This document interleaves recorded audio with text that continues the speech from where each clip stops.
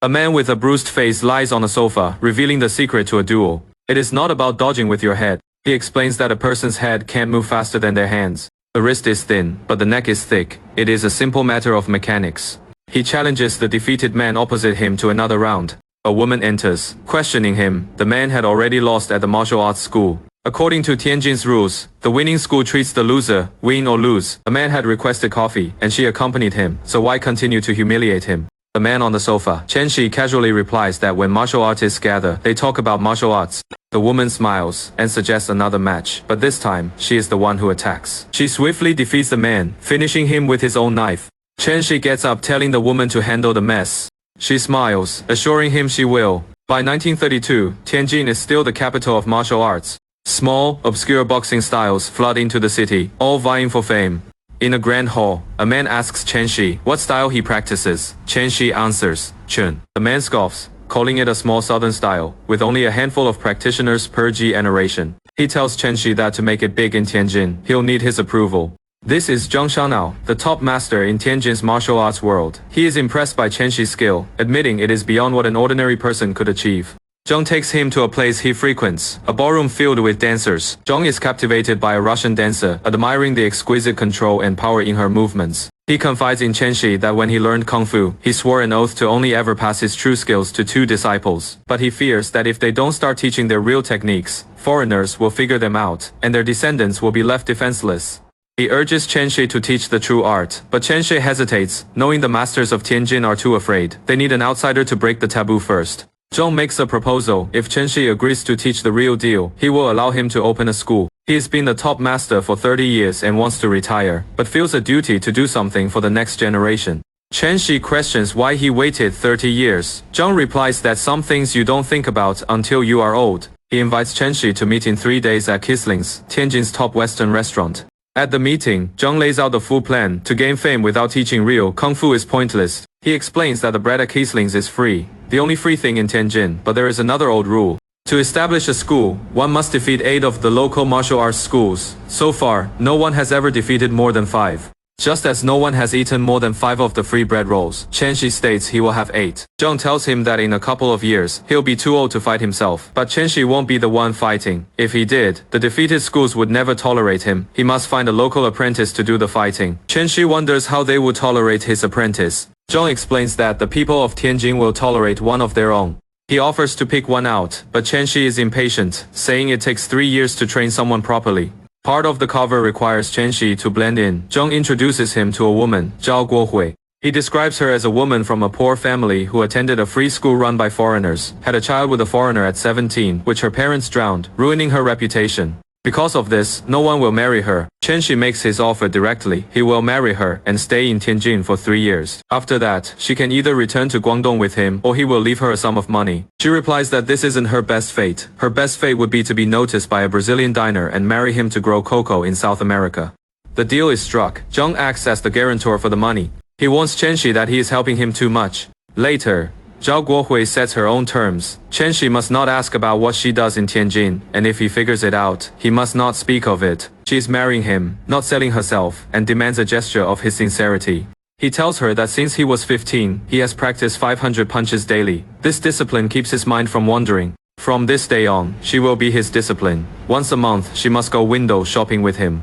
And once a month, they will eat crabs. She clarifies the terms. Living in a slum means they'll act like poor people, window shopping without buying anything. As for crabs, she notes that in Tianjin with its 9 rivers, crabs are cheaper than rice. He agrees to provide all she can eat. Chen Shi finds his apprentice, a tough young coolie named Zhang Liangchen. He arrives at a rundown place and calls out to a woman on the roof, telling her he is here for a fight. The woman tells him to wash his face. Her husband will be back in a while. Chen Shi is intrigued by her, but Jane thinks he just wants to see him get beaten up. Jane declares that fist fighting is boring and challenges Chen Shi to a knife fight instead. Chen Shi agrees, finding the idea acceptable. The fight is swift. Chen Shi expertly disarms and defeats Jane, showing his superior skill with blades. Despite Jane's ferocity, he is no match for the seasoned master. Afterward, over a meal, Chen Shi tells Jane it is a pity he doesn't learn Kung Fu.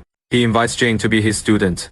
Later, Zhao Guohui observes that his new apprentice, Zhang, has improper thoughts, judging by the way he looks at her. Chen Shi dismisses her concerns, stating that once Zhang learns martial arts, he won't dare to look at her that way. he will respect her as he would a god. However, Chen Shi abruptly tells Zhang that he will no longer teach him, leaving the young man confused. Zhang's man explains the full extent of the plan. Zhang is a local, a perfect pawn. Once Jing defeats 8 of the 19 schools, the remaining masters will unite to bring in a top expert to defeat him and expel him from Tianjin. However, they will acknowledge his victories, allowing his master, Chen Shi, to stay and open his school. This way, the small southern style gains fame, and Tianjin saves face. But the apprentice, Jing, will be ruined, unable to ever return. Chen Shi coldly accepts this, reasoning that Jing is just a nobody, so his ruin is not a great loss. Zhang reveals that the master chosen to defeat Zhang will be him. He is old and wants one last victory. It would be the perfect, honorable end to his career. He tells Chen Shi this is his final battle, and there can be no mistakes. To ensure victory, he demands that Chen Shi teach him everything his apprentice will know. Chen Shi begins training Zhang in a specific style of knife fighting called Shidao Rushu. Zhang explains it was popular a decade ago but has since fallen out of practice, becoming a weakness in Tianjin's martial arts that outsiders don't know about. Chen Shi tells Jing that with this knife technique, he could successfully challenge the schools in 2 years. Jing is incredulous. He embraces Zhao Guohui, promising that in just 1 year, he will take her away from this place. Zhen, now a dedicated student, gets into a conflict with his former coolie brothers. He explains his master told him to quit manual labor, as getting tired would negate his training. The leader of the coolies insists that, if he is leaving their guild, he must give up his guild-owned cart. It is a matter of principle. Jane defiantly refuses, telling them they'll have to kill him to take it. They attack him, but Jane, using his newfound skills, fights back. The fight escalates until one of Jing's friends draws a knife on the coolie leader, violating the long-standing Tianjin rule of no blades in street fights. The leader declares that by drawing a weapon, they are no longer brothers. He leaves the car to Jing, severing their ties. A year passes. Jing, now a formidable fighter, begins his challenge. He moves through the martial arts schools of Tianjin, defeating master after master. The elders of the martial arts community document his precise, effective strikes. A cut to the armpit, the wrist, the lower back, the ribs.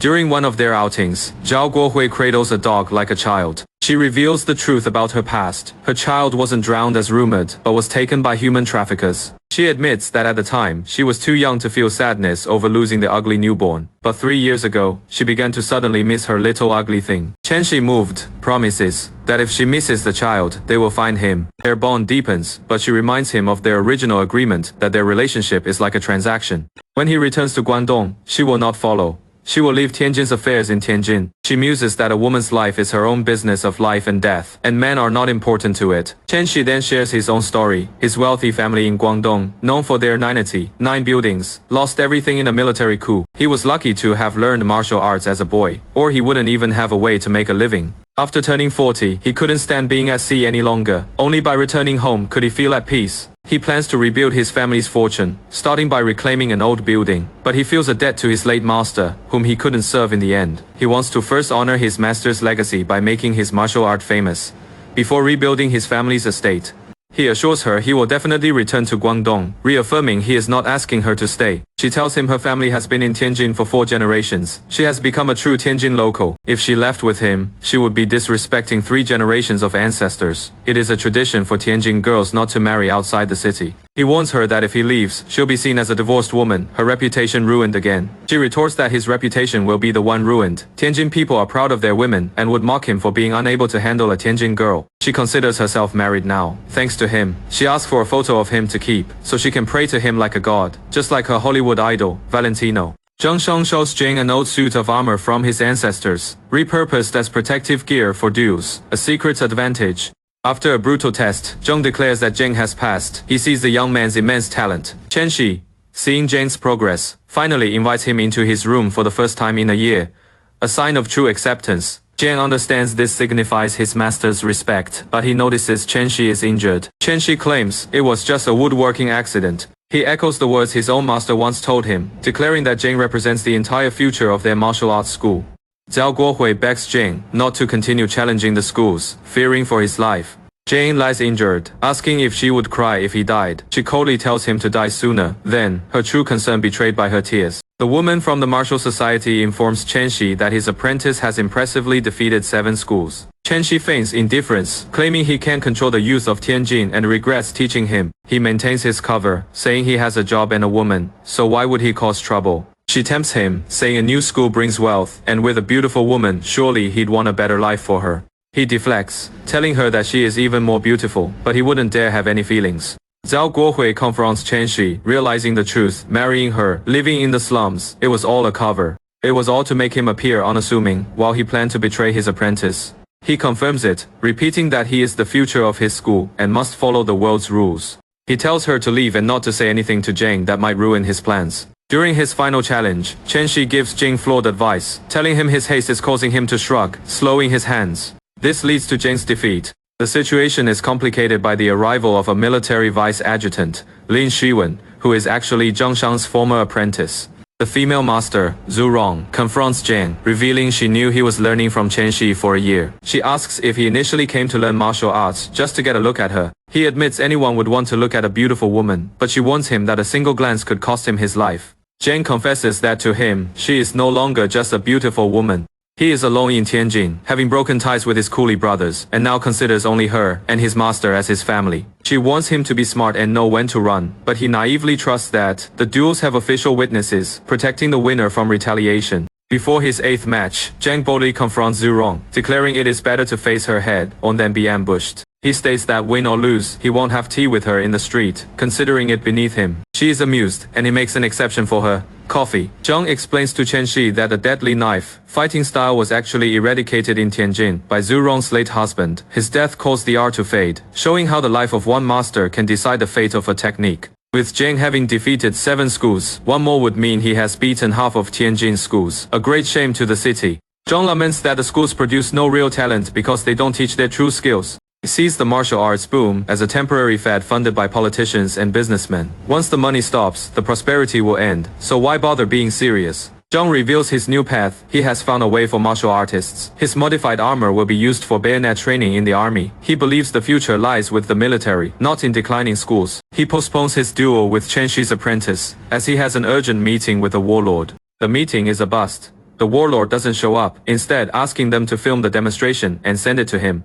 A photographer tells Zhang, this is a great opportunity to be recorded on film, preserving his legacy as a top martial artist for history. Zhang's apprentice, Lin Shiwen, smirks, telling his master he is also stepping into history. The filmed fight begins. Lin quickly overpowers his master, Zhang. He brutally slams Zhang against the wall. A clear act of betrayal captured on camera. Zhu Rong explains to a disgraced Zhang that there is a tradition called Li. Here an apprentice proves himself by defeating his own master. The master is even expected to host the celebration. She asks if this was his idea, but Zhang is too ashamed to answer. She reveals that Lin Shiwen asked her to persuade Zhang, but she claims she knew nothing of the violent plan. His future is in the military, not the martial world, so his motives are suspect. She presents him with the deeds to 2 properties, a gift from his treacherous apprentice. Zhang furiously rejects them. He screams that line took his lifelong reputation, so why would he want his property? Zhu Rong meets with Chen Shi, admitting she was naive. The free bread at the restaurant comes with a price. You have to order a meal. She speaks of a friend, an old man who, despite his strength, can't afford any accidents. This person would rather be excessive than risk an unexpected outcome. She warns Chen Shi that Zhang Shang plans to be ruthless in his upcoming fight with Zhang Liangchen. She says Zhang will die. Chen Shi claims his talented apprentice won't be defeated so easily, but she clarifies, he will suffer a fate worse than death. She proposes they work together to get Jing out of Tianjin, and it has to be today. 1 year later, Zhu Rong explains the new terms. Zhang defeated 8 schools. To simply drive both master and apprentice out would make Tianjin look tyrannical. Instead, they will support Chen Shi in opening his school for at least 1 year. After that, he is free to leave. She assures him they are martial artists, not gangsters. Zhang will be allowed to leave alive, injured, but not maimed. But the plan goes horribly wrong. In a dark alley, Zhang is ambushed not by martial artists, but by military men. A brutal fight ensues. Jing is skilled, but he is outnumbered and facing an opponent with a military long knife. Zhang Shang watches from a distance, realizing what has happened. The military has stepped in to do what the martial world was supposed to handle. From this moment on, their self-governing good old days are over. He finds the armor he had prepared for his own fight. Now understanding it was meant for Jing, he laments that there is no place for someone like him in Tianjin anymore. Ashamed, he decides to leave for Brazil to spend the rest of his life growing cocoa. He leaves behind his special armor as a congratulatory gift for Chen Shi's new school, a final attempt to leave a mark on the world. A military man, Lin Shiwen, stops Jing in an alley. He tells him there is a doctor at the nearby church, but warns him not to walk too fast, or the dagger in his gut will tear his intestines. He states this is his punishment for injuring his men, forcing him to walk slowly. He delivers a message from the martial world: get his wounds treated, leave Tianjin, and never return. Jan, bleeding, defiantly states he has lived in Tianjin for over 20 years. Is he even a man if he abandons his home at the first sign of trouble? Lan scoffs at his tough talk, telling him if he wants his respect, he should try running 50 steps towards Tianjin. Lin offers him a cigarette to cover the smell of blood. As Jing reaches for it, Lin signals his men. They drive a car straight at him. Jing, in a final act of defiance, runs toward the car and is killed by the explosion of the grenades he was carrying. The coolies find Jing's body. One tells his spirit that he is no longer one of them. But another, seeing his final act of pushing a cart before he died, declares him one of theirs again. Chen Shi's new school is magnificent, a 3-courtyard mansion with 22 rooms, the largest martial arts school Tianjin has ever seen. Zhu Rong has arranged a hotel room for him while the school is being renovated. She remarks that his plan to gain fame has become a mere formality. She would have lost interest too. He coldly replies that being alive is just a formality anyway. Jane's coolie brothers come to Chen Shi. They want to know what he wants them to do. They will follow his lead. Their leader declares that since Jing's last act was a coolie's work, he is one of them. Therefore, his revenge belongs to them.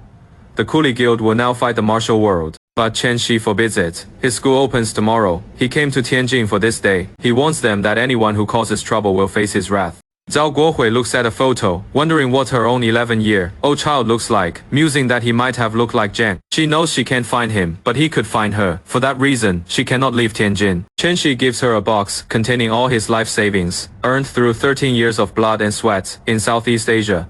He tells her to wait for him at the train station tomorrow. If he doesn't show up, she is to get on the train and leave. She doesn't have to go to Guangdong. She can get off at any station and live a good life. He tells her to return to Tianjin in 10 years. By then, her son will be 21 and capable of finding her. She sees how thoroughly he has planned for her future and agrees to his terms. On the day of the school's opening, Lin Shiwen arrives in his military uniform. Chen Shi's ally informs him that officials cannot wear uniforms to civilian ceremonies, calling it an old rule. Lin sends his men away and asks Chen Shi to go with him to change clothes. A clear trap. At the station, a young newcomer hears about the legendary Zhang Liangshen, who defeated 8 schools. The tea girl who loved Zhang tells him the hero was killed by villains, and the streets are buzzing with people demanding justice. She even claims a book has his blood on it. She mistakes the newcomer for an official and begs him to seek justice for Zhang. The newcomer, moved by her plea, declares that anyone she speaks for, so passionately, must be a true hero. At the grand opening, instead of a traditional opera, a movie is being shown, The Burning of the Red Lotus Temple. Inside, Lin Shiwen is being declared the new head of the martial arts community. A speaker proclaims that as a martial artist himself, his skill is evident to all. The apprentice has surpassed the master. Whatever status Zhongshan held before, Lin Shiwen now holds.